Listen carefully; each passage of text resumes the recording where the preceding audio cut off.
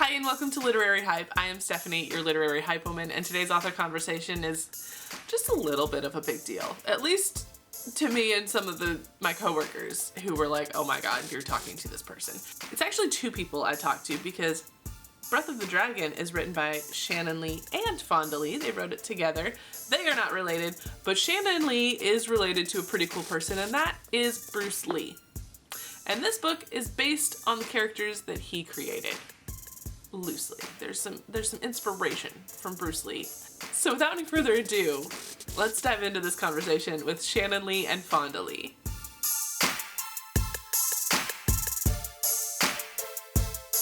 Welcome to Literary Hype. It's so exciting to have both of you on to talk about your brand new book, Breath of the Dragon. So for anybody who hasn't seen this online or in a bookstore yet, what's this book about? Breath of the Dragon is a young adult action-adventure fantasy novel. It is inspired by Shannon's father and his life, his philosophies, his creative works. And really, it is about a young martial artist named Jun who goes on to a personal journey that involves a very large tournament to become the guardian of the scroll. So in the kingdom that he is a part of, the guardian is the most revered figure because he protects the scroll, which is a magical item that imparts the wisdom of Dragon, who is the deity of this realm. Along the way, he learns a lot about himself. He gets caught up in a very dangerous political situation. He finds out that the tournament has a lot more in store for him than he bargained for, and then a lot of things happen. And then book 2 is the first book in a duology. Book 2 is on the way. So did I capture that? You did a good job. You're so much better at summarizing than I am, so I was just like, you do it. Which is interesting since it is based on your father's characters and like you had the initial idea for it. So why was Fonda the one that you wanted to write this book with? Well, I mean, if you've read any of Fonda's works, that's why. But, yes, originally I took a bunch of my father's creative works and I thought, thematically there's a lot of similarities, even though they're very different settings. And I thought, the genre of fantasy can really weave together a storyline that would be in the realm of my father's legacy with all of his teachings and philosophies and ideas, but in a whole new world. So originally I did create the, initial concept for the world and the stories. But I had never written fiction. I've written nonfiction. And even though I aspire to write fiction and I am working on a novel of my own, which, hopefully in 10 years will come out, I knew that I needed somebody and wanted to collaborate with somebody. And I work in film and TV a lot, so I love to collaborate with writers and creators. And so I have a literary agent. We started talking about who might be a potential collaborator, and they mentioned Fonda to me. And the minute that we met and started talking, it just really seemed like a perfect fit. What made you want to be on this book? Yeah, so I had never done a co-writing project before. I had written several novels, and once I got this call from my agent that Shannon wanted to talk, I had this feeling that like if there was any project that I would say yes to a collaboration, it would be this one, because I have been so inspired by Shannon's father. As an Asian American, as a creator, as a martial artist, martial arts is a huge part of the fiction that I've written before. And so it was, and I had also written young adult novels before, but I had moved away from that and had written adult fiction for 8 years. And so this was a great project for me to move back into young adult fiction, to take a project that was just checked all the boxes in terms of the themes, the content, the tone that I already really loved and worked in, and then to be part of the Bruce Lee legacy and to kind of take all of what was already a passion of mine and connect it to Shannon and her family. So yeah, it was kind of one of those projects that felt like it had, my name written on it literally. And now it does. Okay. So one of the main elements of this book throughout the whole thing is these martial arts sequences. So how did your dad's movies and getting to watch those and like the training help you write these epic fight scenes? Well, I will say this. I mean, Fonda is excellent at writing action and has written a lot of action and is a martial artist herself. And I've trained in martial arts as well. And we just knew that the action sequences in this film had to be within the Bruce Lee canon, even though fantasy is not really within the Bruce Lee canon. But this is a very sort of light magic realm, and so we still wanted the fights to feel really grounded, feel really real, just like my father's fights would be.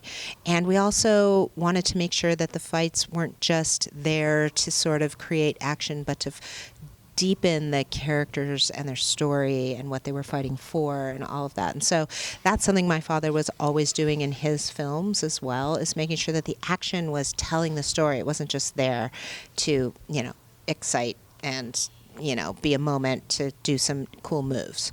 And so, Fonda really took the first pass at writing, and she did an excellent job because she's excellent at it. Well, I have always loved fantasy, but as a martial artist, I'm always kind of aware of how so much of the reality of being a martial artist isn't really reflected in a lot of fantasy fight scenes, right? So I don't typically write fantasy action scenes where people are invulnerable and they fly through the air and they're casting spells everywhere. I very much want the fight scenes on the page to feel real and to feel visceral and to have the emotional and like physical gravitas to them that resonates with people who have ever practiced it or who are close to martial arts at all. So I think that sense of groundedness that I saw in like Bruce Lee's films where, he's not flying around on wires. He doesn't have body doubles, right? It's him and he's the one throwing the punch, and it's because of his physique and his training that they're effective. That idea comes through in the book and in just the way that I prefer to depict those types of scenes in fiction. Well, and you're also a black belt yourself. So how does that help you as a writer? Well, it certainly makes it easier to block out scenes because I can picture them in my mind more easily, and just having some experience being able to get to describe things is helpful. So oftentimes writing a fight scene is like candy to me. I can get through a heavy dialogue scene or a heavy emotional scene, description, world building scene if I know there's a fight scene coming. So I honestly really do think of it almost as like a thing that unfolds in my mind and I'm transcribing it. But that said, there is a double-edged sword to having some experience in martial arts, which is I know there are those who have enough training that it is tempting to try and put everything on the page, and that is actually not what you want to do. You want to evoke the fight in a way, the action in a way that the reader is able to fill it out in their mind themselves. So you really don't need technical jargon. You don't need, and I've also written plenty of scenes where I have no experience. Knife fights. I'm not an expert knife fighter. Very little experience fighting with any sort of magical enhancement. That's just all wish fulfillment on my part. But I think the principles certainly help. So one thing I really loved about this book is Jun and Sai's relationship, which you only see them together for such a small part of the book, but their relationship still impacts how he acts throughout the rest of the story. So talk a little bit about crafting a relationship that's not actually visible and still having impact. Well, I have to say, the creation of the twin brothers was actually something that came very late in the process, and it was Fonda's idea to bring in that Jun had a twin. And I think it was a brilliant move, especially given that it's a duology and so much of the story is about East and West and this duality and separation, right? And so it was the perfect conduit for telling that story. I think as we progressed through writing the book, it just continued to be a question of how do we keep that connection alive, because I mean, it's anyone who's separated from their loved ones, it's a huge, terrible burden to bear. And with identical twins, right, it's potentially even more, because you hear about that twin relationship where they really feel each other even from a distance. And so it was like wanting to bring that in, almost like the voice in his head, you know, and keep that relationship alive, even though it's not a physical relationship. I think one of the roles that Cy plays in the book is to be that like sense of expectation, pressure, guilt, trauma, longing, that drives, Jun through so much of the narrative. And one of the beautiful things that occurred as a result of having that be sort of the inciting incident, really, in the whole story, was the separation. That creates impetus, that has that like emotional weight, beyond more than just like the simple, oh, we're fighting a tournament and whoever wins gets like to be rich and famous. So like, I've written other tournament arcs. I love, tournament-based stories. But, for it to be an effective tournament arc, there has to be more at stake, right? You have to connect kind of the external reward to some sort of internal motivation. And I think when we had that relationship manifest on the page, that's when we kind of like found the heart of the story. The other really key relationship in the story is Jun and his dad. And mild spoilers, but when he loses his dad, like that is such a big toll on him. And for you to have lost your dad young as well, how did your own grief play into Jun's on the page? Well, I mean, it's something I carry with me in me and in my body and in my life. I lost my dad when I was 4, so it's a very different sort of experience. I think any time that we're talking about loss, and especially loss of seminal relationship in your life, it's very affecting, and it's really pulls at the heartstrings of the reader to go through that journey and understand that like there was this relationship between the two of them from the moment that that the twins were born, where he was in a way their role model. And so I resonate very much with that, like the loss of a light in your life, essentially. And so I think that in processing that, it's always just to make sure that we're really feeling it and that it feels true, and that it is the type of seminal emotional moment that it truly is. And I think that Fonda did an amazing job, and that we did an amazing job of crafting, this moment in the book and making sure that it felt true. So with this book being geared for teens, this is kind of introducing your dad's characters to a whole new generation. Yeah. So what does it mean to you as the keeper of his legacy to see people finding him through something that he didn't actually touch himself?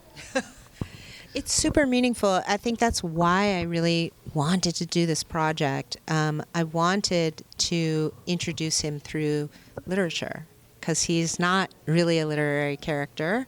And I also wanted to make it in the young adult space to try to reach a younger generation. Most people sort of understand who Bruce Lee is, or get to know who Bruce Lee is, once they're a little bit older. But to be able to introduce some of his teachings, some of the energetics of his legacy, his philosophies to a younger generation, and to do it through an entirely different medium is so exciting to me. I mean, it's like opening up an entirely new tributary, from the main river that's flowing. So it was a wonderful opportunity, and I'm so glad that we were able to do it. What do you hope people take away from this book the most, especially the teen audience? Well, there's two answers to this, right? I think on one level, I want the readers of this book to have a great time, right? I want them to be entertained. I want them to keep flipping the pages, and to just be like, this is a kick-ass story, right? Regardless of whether they have any familiarity with Bruce Lee, whether they've read any of my previous books or not, whether they, picked it up because the cover is cool. I just want them to have a great experience. And then along with that, for them to get these like nuggets of the message that Bruce Lee espoused in his life, and some of the philosophy, some of the ideas around self-actualization, around finding and being true to yourself and your destiny, being flexible and adapting and moving away from rigidity. All of those themes are woven through the book. And so hopefully some of the readers will be interested enough to be like, oh, that was a pretty good book. Like, maybe I'll go watch a Bruce Lee movie, or like, and dive a little bit deeper, or read the next book. But really eagerly awaiting second book. So really like having a good time, but then like coming away with something that stays with them a little bit longer. I was definitely, so I had packed the book, not thinking that I still needed to finish reading it.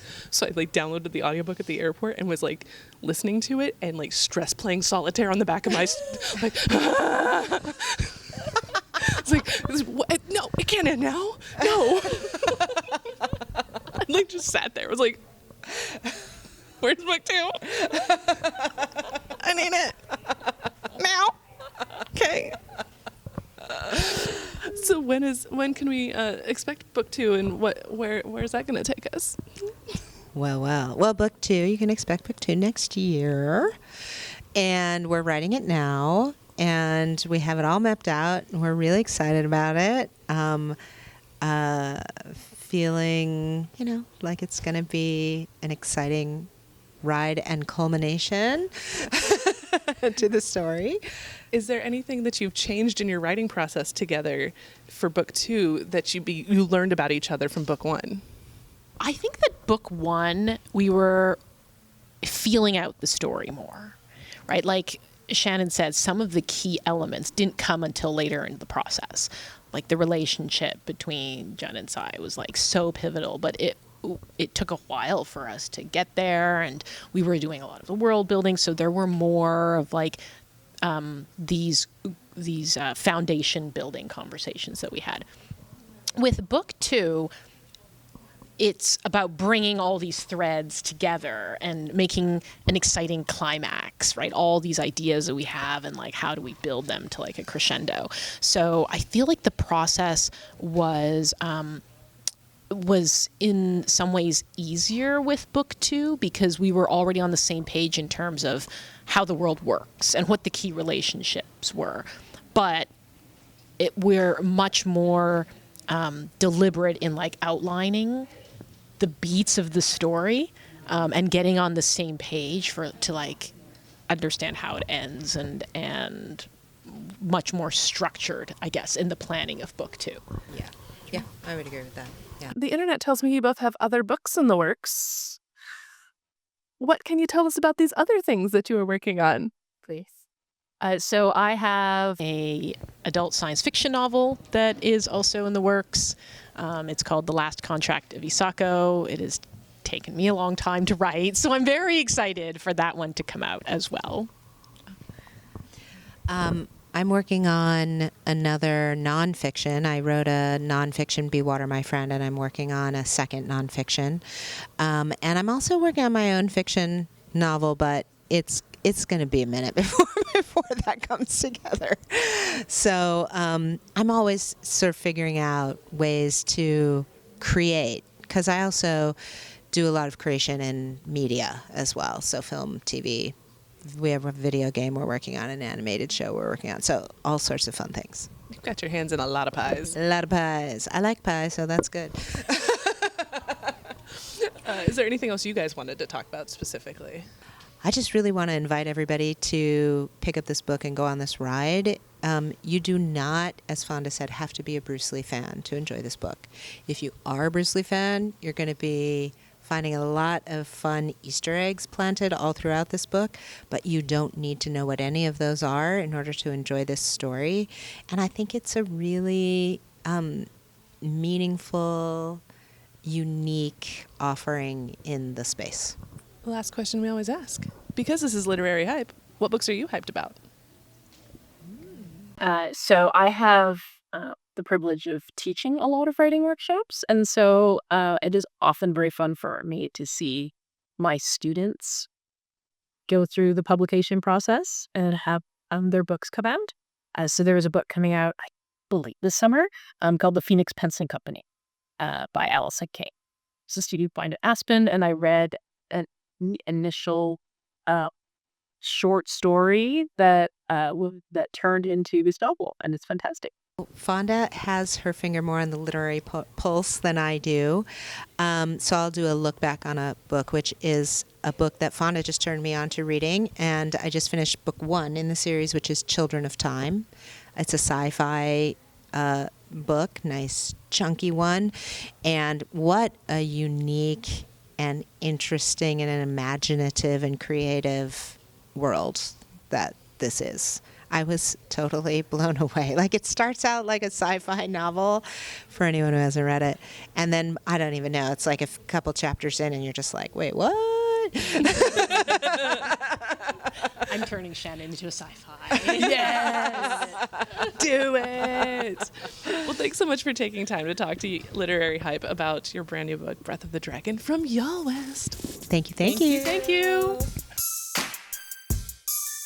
Thanks to Shannon and Fonda for hanging out with me at Y'all West and talking all about Breath of the Dragon and hinting at what's to come in book 2. I cannot wait to get my hands on the second book in this duology, so definitely check it out. The links for you to get your hands on it are down below in the description, so make sure you check those out and follow them on social media. If you enjoyed this conversation, don't forget to like this video, subscribe to the Literary Hype YouTube channel, and click that little bell so you get notifications every time I post something new. Thanks so much for watching. I'll see you next time.